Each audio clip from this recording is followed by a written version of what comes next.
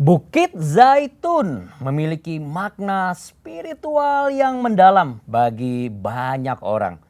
Alkitab mencatat bahwa Yesus naik ke sorga dari Bukit Zaitun dan akan datang kembali ke bumi di Bukit Zaitun yang berada di tengah-tengah kota Yerusalem. Para penduduknya memiliki harapan untuk masa depan yang lebih baik.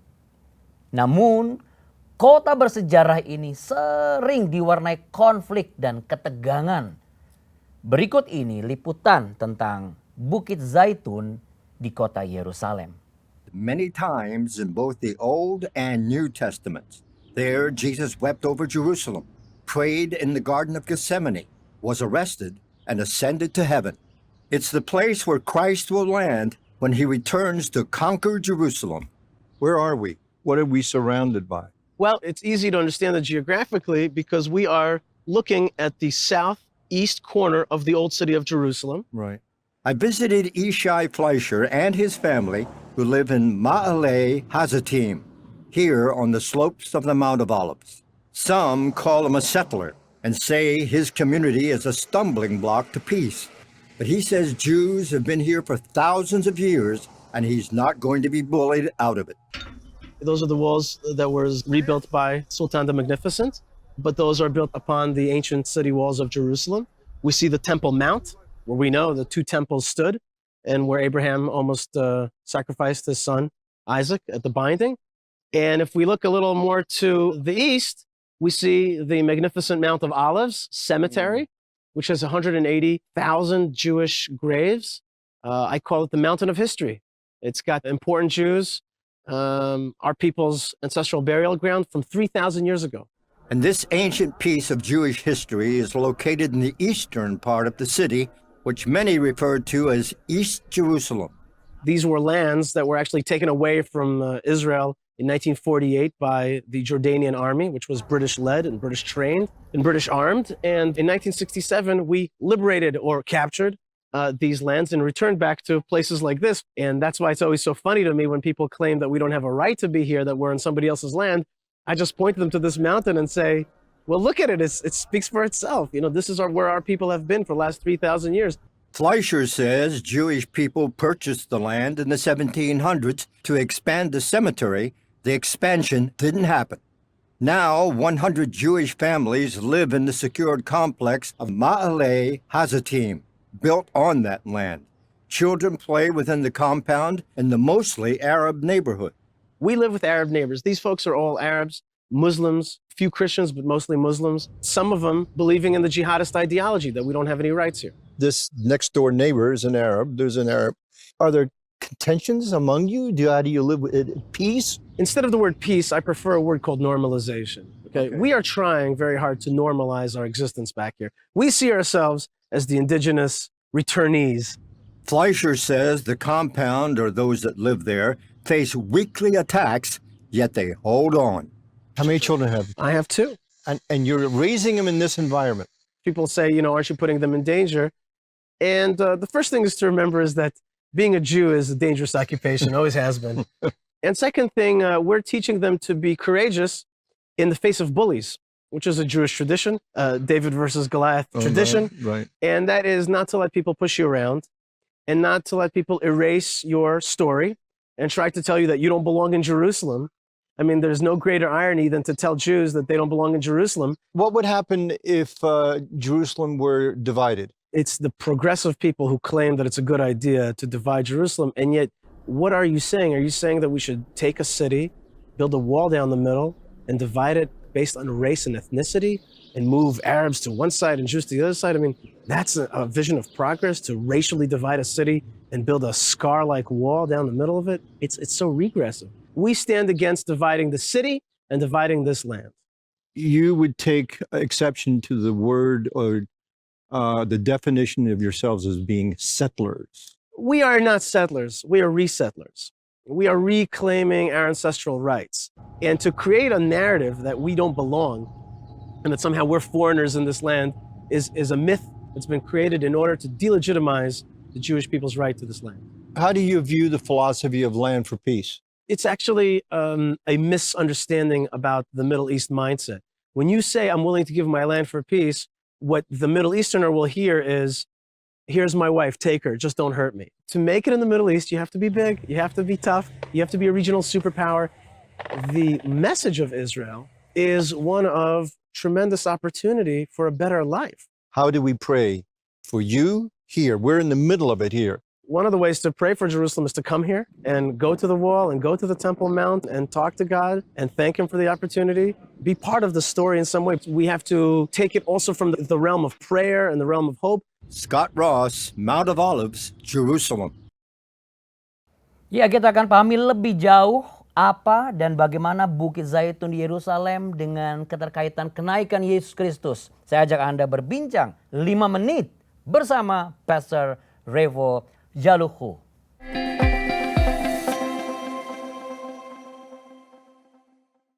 Halo Pastor, Shalom Pastor. Shalom, Pastor Shalom. Andi. Iya, Shalom. Ini Pastor langsung aja, kan Bukit Zaitun kan penting banget ya untuk semua ya. Tapi saya mau mengerucut kepada kita sebagai umat Nasrani Kristen. Kenapa? Silakan. Oke, yang pertama, Bukit Zaitun itu identik dengan pelayanan Yesus Kristus. Ya. Jadi Yesus atau lebih dikenal dengan nama Yeshua HaMashiach di sana, dia adalah seorang Mesias yang datang dari Tuhan. Yesus sendiri tahu betul bagaimana nubuatan-nubuatan nabi-nabi di Perjanjian Lama akan kehadiran dirinya. Nah, salah satu yang paling menarik ini adalah nubuatan di dalam Zakaria pasal 14 ayat yang keempat. Saya bacakan. Pada waktu itu kakinya akan berjejak di Bukit Zaitun yang terletak di depan Yerusalem di sebelah timur. Bukit Zaitun itu akan terbelah dua dari timur ke barat, sehingga terjadi suatu lembah yang sangat besar. Setengah dari bukit itu akan bergeser ke utara dan setengah lagi ke selatan. Ini adalah sebuah nubuatan Nabi Zakaria mengenai kedatangan Mesias. Oleh karena itu, Yesus pergi ke sana, ke Bukit Zaitun, sebenarnya untuk memberikan clue kepada kita bahwa dia adalah Mesias. Walaupun nubuatan itu baru terjadi sebagian atau parsial. Iya, iya. Tapi apakah ini juga yang menyebabkan akhirnya semua orang, wah ini Yesus percaya nggak percaya, tetap akan datang kembali. Akhirnya jadi rebutan gitu loh. Ya, jelas itu berpengaruh. Karena sebenarnya yang Yesus maksudkan bahwa nubuatan Zakaria ini akan terjadi ketika Yesus datang untuk kali yang kedua. Kan ini berarti sudah, ini yang sempat terpikir juga, Pastor, kita agak bingung juga ya. Mereka tahu nubuatan itu, mereka juga hafal tentang Torah. Tapi kenapa ya, kok mereka tetap nggak percaya dan nggak mau terima bahwa Yesus adalah Mesias? Menurut Pastor kenapa ini? Ya, orang-orang Yahudi sendiri dari awal mereka yakin bahwa Mesias akan datang di Bukit Zaitun, sehingga orang-orang yang mati ingin sekali dikuburkan di sana, karena mereka yakin ketika Mesias itu datang, maka akan ada kebangkitan orang mati, dan orang-orang di Bukit Zaitun inilah yang akan diangkat terlebih dahulu. Tapi kalau kita bicara soal kenapa orang-orang Yahudi kebanyakan mereka menolak Yesus sebagai Mesias, semua berawal dari sisi kemanusiaan Yesus, Pastor Andi.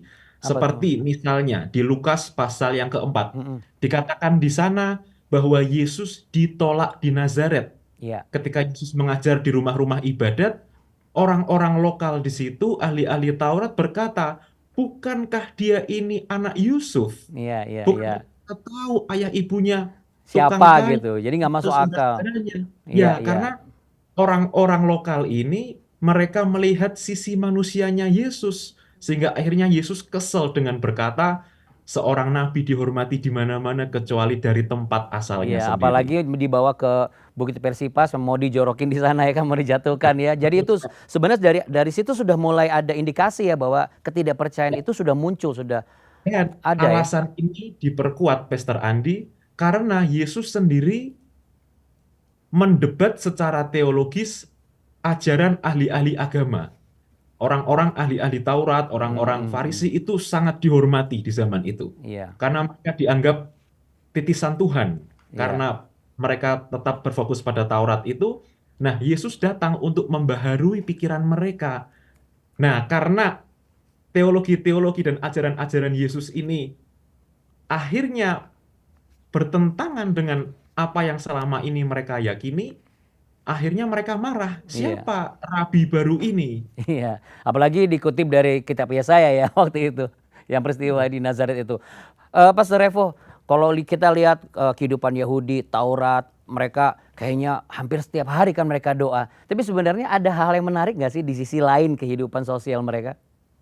Ya, dalam sudut pandang saya sebagai teolog Kristen, sebenarnya orang-orang Yahudi keturunan ahli-ahli Taurat ini sampai dengan hari ini, mereka itu sangat takut kepada yang namanya halakha, itu hukum agama. Mm-mm. Nah, karena terlalu takutnya mereka sama hukum agama, sampai mereka lebih takut kepada hukum agama daripada takut kepada Tuhan, sumber agama itu sendiri. Berarti lebih takut dengan konsekuensinya ya kalau nggak melakukan gitu ya? Betul. Sehingga akhirnya Yesus datang ke dunia untuk mereformasi pemikiran mereka. Seperti misalnya hukum hari Syabat, di mana orang tidak boleh melakukan sesuatu yang mengeluarkan energi. Tapi di hari itulah Yesus menyembuhkan orang sakit. Karena jauh lebih penting, kata Yesus, untuk menyelamatkan jiwa daripada terlalu, dalam tanda kutip bahasa Jawanya itu saklek, Iya, iya, iya, iya. takut dengan hukum agama, Iya, aturan terlalu kaku hakim. banget ya gitu ya. Tapi ngomong-ngomong Pastor, kan ada yang bilang, apa haruskah kita tuh orang Indonesia, khususnya ya orang Kristen yang Nasrani dimanapun tuh harus berdoa untuk Yerusalem? Silakan tanggapan Pastor nih. Ya, jawabannya kita harus berdoa untuk kota suci Yerusalem. Kenapa? Kota Yerusalem sendiri adalah kota suci bagi tiga agama besar, Betul. Yahudi, Kristen, dan Islam. Iya, Artinya ada sesuatu yang spiritual, iya, ada pintu gerbang surga yang terbuka, pernah ada kuasa dari surga yang turun ke kota ini, sehingga ketika kota ini dalam dunia modern sekarang akhirnya menimbulkan banyak konflik, maka kita sebagai orang percaya harus terus berdoa untuk kota suci Yerusalem dengan doa Shalom Shalom Yerusalem. Karena dari sanalah datang keselamatan, dan dari sanalah juga Yesus akan datang untuk kali yang kedua untuk membawa penghakiman bagi dunia. berarti ini akan membawa pengaruh juga ya untuk semua halayak, kita sebut seperti itu. Bahwa pada akhirnya mereka juga harus mengakui bahwa Yesus akan datang kembali kali yang kedua di tempat yang sudah tertulis dan dinubuatkan oleh Zakaria. Ya, Eh, dari semangat-semangat ini, mungkinkah Pastor Revo kan sudah berapa lama tuh di sana kan di Haifa? Bagaimana mereka juga kayaknya sekolah, kuliah, kerja dan segala macam. Ada yang kerja, ada yang di rumah. Itu seperti hidup itu kayaknya perjuangan banget buat mereka. Apakah mungkin ini ada semangat dari kisah Daud juga dengan Goliat? Itu mempengaruhi kehidupan mereka secara sosiokulturnya, daily-nya mereka. saya akan cerita sedikit tentang kehidupan di sana ya. Tapi maaf waktunya harus sedikit Pastor, paling sekitar satu menitan lah, silakan. Mohon maaf Oh, ya, oke. mohon izin. Oke, ya. Jadi seperti yang namanya negara, bahwa di sana negara itu jelas ada orang baik, ada orang jahat, Ya, ada orang yang taat hukum, ada orang yang tidak taat hukum, seperti di banyak negara lainnya. Tapi yang menarik adalah ini adalah negara religius, negara yang suka berdoa. Di sana pernah ada bait suci ya, ya, dan tembok atapan itu sampai dengan hari ini dibuka 24 jam. Jadi orang-orang itu selalu memperkatakan merenungkan Taurat itu siang dan malam seperti yang tertulis, karena itu ya, adalah ajaran tradisi agama. ya. Kalau kita kaitkan dengan kisah Daud dan Goliat, sebenarnya ini tidak ada hubungannya. Karena peristiwa pertempuran Daud dan Goliat pada waktu itu, Goliat sebagai musuh bebuyutan bangsa Israel, yaitu dari kaum Filistin. Iya. Nah, Berarti sedangkan lebih ya. Berarti sekarang lebih di nyambung Yakub dan Allah dan malaikat dong ya. Spirit itu yang mereka bawa. Ya, betul sekali. Oke. Karena Yakub adalah bapa leluhur bangsa Israel. Namanya itu Yaakov. Tapi Mm-mm. kemudian Elohim mengganti namanya menjadi Yisrael. Jadi Mm-mm. ketika bangsa Israel melihat dia sebagai patriark, bapa leluhur, jelas pasti nilai-nilai atau value akan banyak meneladani dari bapa leluhur. Oke. Bangsa yang pemberani. Oke. Em, satu pertanyaan dari sekian banyak pertanyaan yang pengen diajukan. Di sisa waktu dikasih bonus ada 1,5 menit untuk Pastor Revo. Singkat saja, Yesua, nama yang sudah diketahui sebagai membawa keselamatan. Perlukah kita dalam berdoa untuk Yerusalem juga mendoakan agar bangsa Yahudi mau percaya bahwa Yesus adalah Mesias? Perlukah itu? Lalu yang kedua, apa yang harus kita lakukan di era sekarang secara real dan relevan untuk mendukung mereka dan menjaga agar apa yang sudah tercatat di kitab suci itu boleh tergenapi? Silakan Pastor. Oke, ada tertulis bahwa keselamatan datang dari orang Yahudi. Oleh karena itu Yesus turun ke dunia sebagai orang Yahudi dan dia melayani orang-orang Yahudi. Nah, kita sebagai pengikut Yesus, maka penting bagi kita untuk melaksanakan yang namanya amanat agung. Pergilah, jadikanlah semua bangsa muridku, semua bangsa. Karena waktu Yesus di bumi pada waktu itu terbatas. Oleh karenanya, itu merupakan tugas dan tanggung jawab kita sebagai orang Kristen berdoa agar nama Yeshua HaMashiach sendiri juga dipercayai sebagai Mesias, sebagai juru selamat bagi orang-orang Yahudi. Sebenarnya orang-orang Yahudi Mesianik itu adalah orang-orang kelompok kecil orang Yahudi yang percaya bahwa Yesus adalah Mesias. Mereka ini adalah keturunan dari rasul-rasul dan gereja mula-mula di Yerusalem. Ya, sudah mulai Nah, growth perkembangannya? Sudah mulai banyak Yahudi ya, Mesianiknya? sudah mulai Saya banyak dengar dan ya. semakin banyak orang percaya kepada Yesus. Wow. Jadi kita berdoa agar Injil terus disebarkan di sana. Dan bagaimana sikap kita sebagai orang Kristen untuk mendukung orang-orang di sana? Jelas peraturan pertama, jangan ikut-ikutan konflik. Karena kita adalah pembawa terang. Yes. Maka kita tidak boleh menambah kegelapan. Yang kedua, kita doakan mereka. Karena Indonesia dan Israel tidak ada hubungan diplomatik, kita tidak bisa banyak berbuat ke sana, tapi kita punya doa. Dan roh doa dalam bahasa Ibrani adalah tefila, itu sampai kepada Tuhan. Dan Tuhan mendengarkan doa kita. Amin, Pastor. Pastor, mungkin satu saat nanti kami akan undang Pastor kembali. Salam hormat untuk keluarga, maju dalam pelayanan, dan Tuhan Yesus memberkati. Amin. Terima kasih Pastor Andi. Tuhan Yesus memberkati. Amin. Amin. Ya, kita ini perlu memiliki komitmen untuk mempertahankan kebenaran. Apalagi di era di mana informasi, berita, dan ulasan berbagai pihak adalah seperti tsunami yang membanjiri dunia. Sangatlah penting untuk kita bertekun pada kebenaran yang otentik, yang tidak pernah berubah, yang sifatnya absolut, yaitu tercatat dalam Alkitab. Dan hidup selaras dengannya. Bukit Zaitun mengingatkan kita bahwa ada saatnya di mana kebenaran harus dijaga. Dan apakah kita bersedia membayar harga itu dalam kehidupan kita pribadi?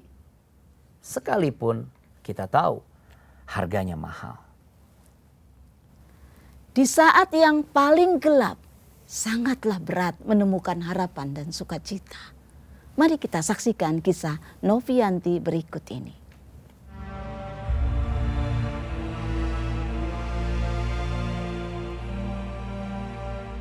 Aku cek pakai tes yang biasa gitu, tes kehamilan biasa. Aku tahu aku hamil dan aku mencoba untuk mau kuret sendiri. Aku takutan gitu kan karena mama aku kan orangnya yang keras. Karena pergaulan bebas, nggak bisa kontrol diri gitu loh. Kejadian seperti itu bahwa jadi aku hamil. Aku tahu tuh dari lewat dari teman aku, dia yang telepon ke rumah, dia yang kasih tahu bahwa aku hamil. Terus mamaku kaget, aku cuma nangis, gue bilang maafin Nanan gitu. Maafin Nanan maksudnya udah ngecewain mama gitu, nggak bisa jadi anak yang baik.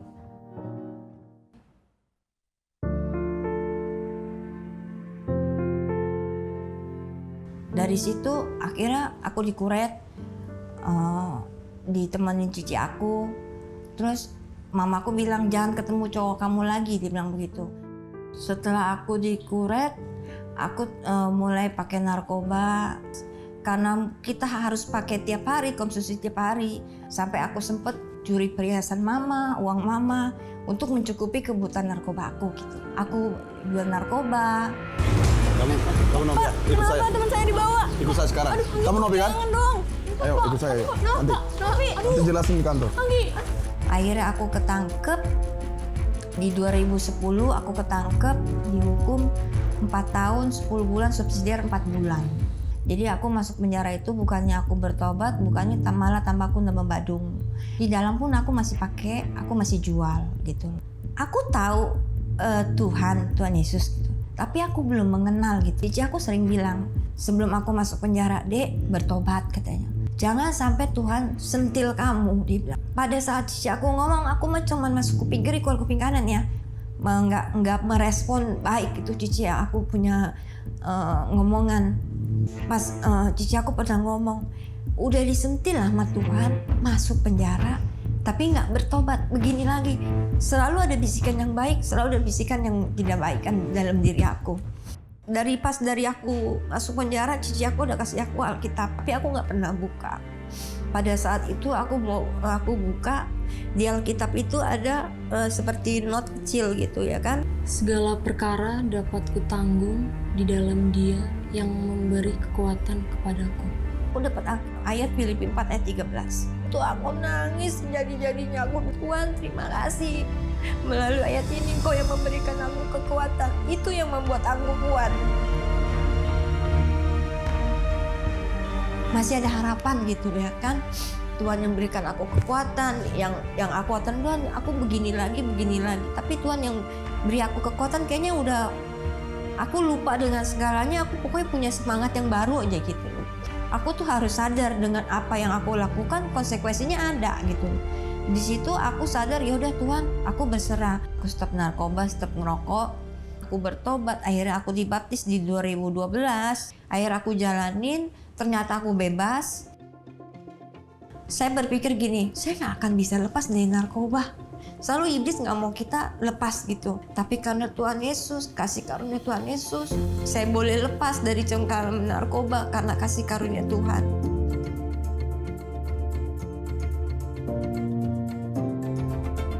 Untuk orang-orang yang hidupnya sekarang lagi kacau, yang nggak ada pengharapan, saya cuma bisa berkata bahwa engkau tuh tidak pernah sendiri.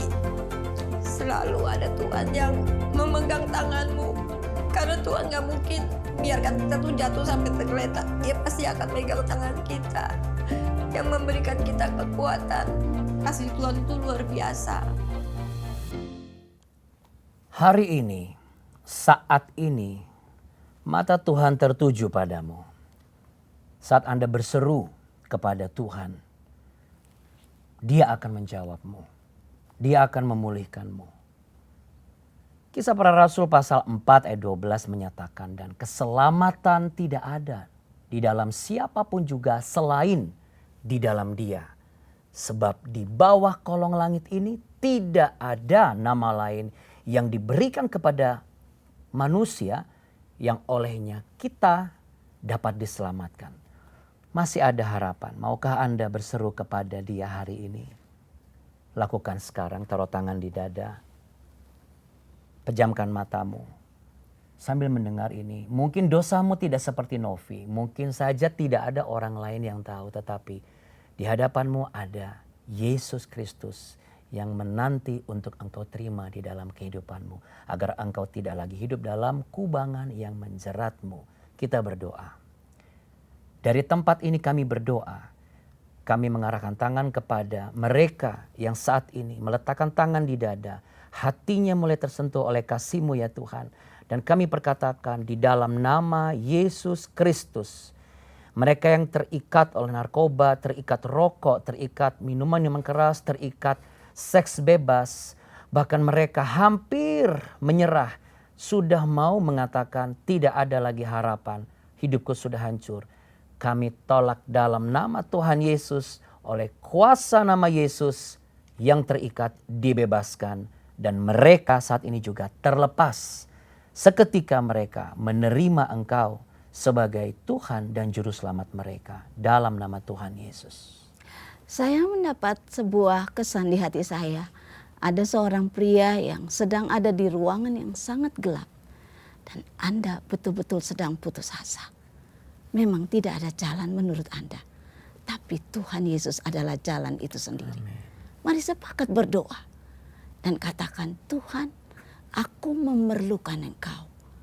Engkaulah jalan bagi keselamatanku. Dan hari ini mujizat itu terjadi. Terang Tuhan sedang turun pada Anda dan menyelamatkan Anda. Terima keselamatan dari Tuhan, pertobatan dari Tuhan, pengampunan dari Tuhan. Terjadi saat ini dalam nama Yesus. Amin. Saudara, Tuhan Yesus sanggup menolong Anda.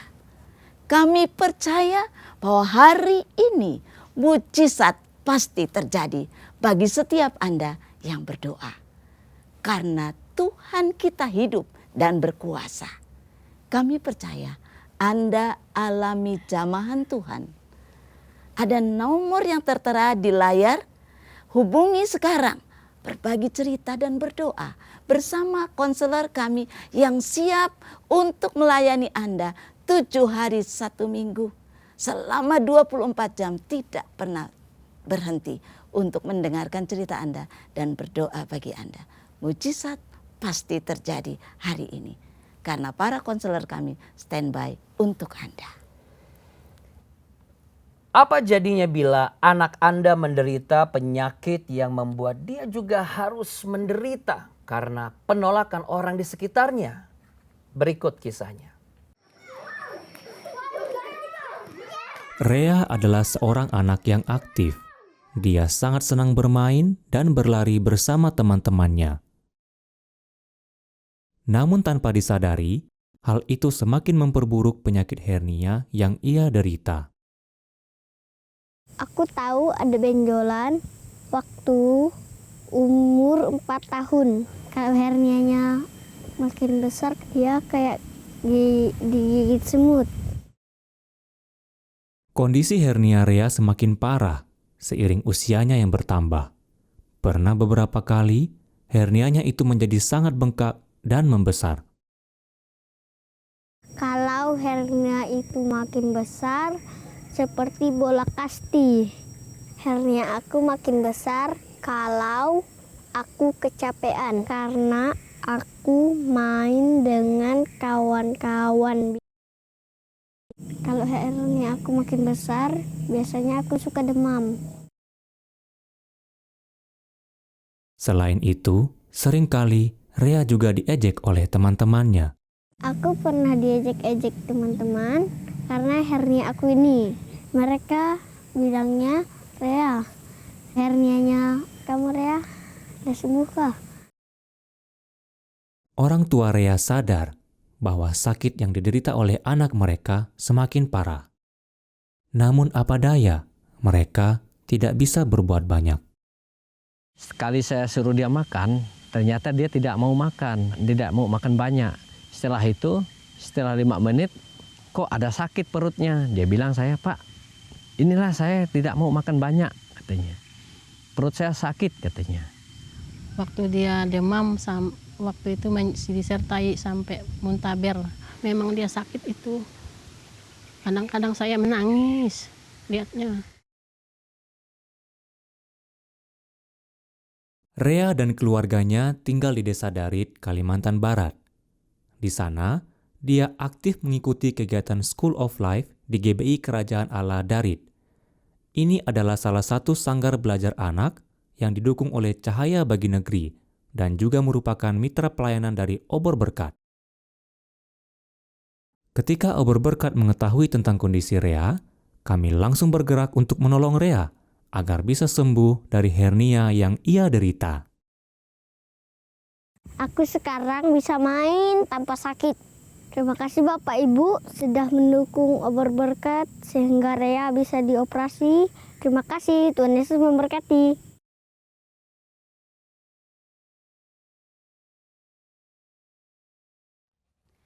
Kisah Rea bukan hanya tentang kesembuhan, tetapi tentang kekuatan komunitas yang mendukungnya. Kini, sebagai mitra CBN, Anda menjadi bagian dari komunitas itu, sehingga seorang anak tidak harus menderita. Mengunjungi donasi.jawaban.com, Anda bisa bergabung sebagai mitra CBN hari ini juga.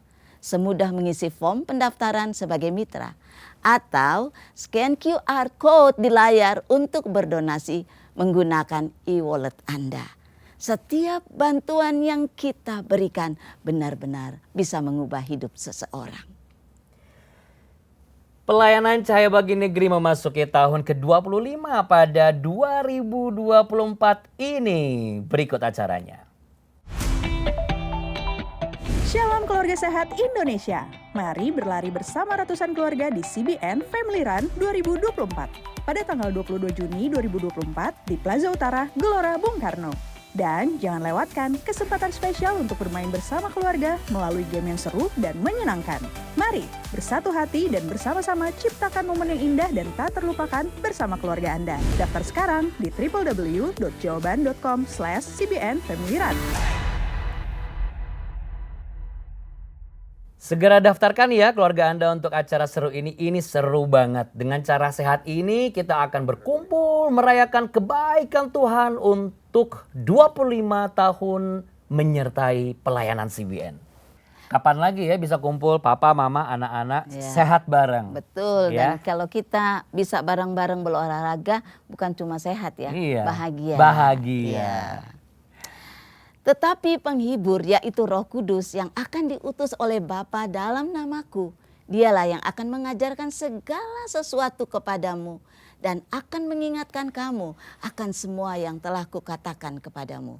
Yohanes 14 ayat 26. Yes, amin. Semoga perbincangan kali ini semakin menginspirasi Anda untuk terus melangkah menuju hari depan yang penuh harapan. Tapi sambil melangkah jangan lupa like, share video ini dan subscribe channel Jawaban. Saya Andi Otniel. Saya Maria Kesmetan. Sampai jumpa. Tuhan Yesus memberkati. Semangat selalu.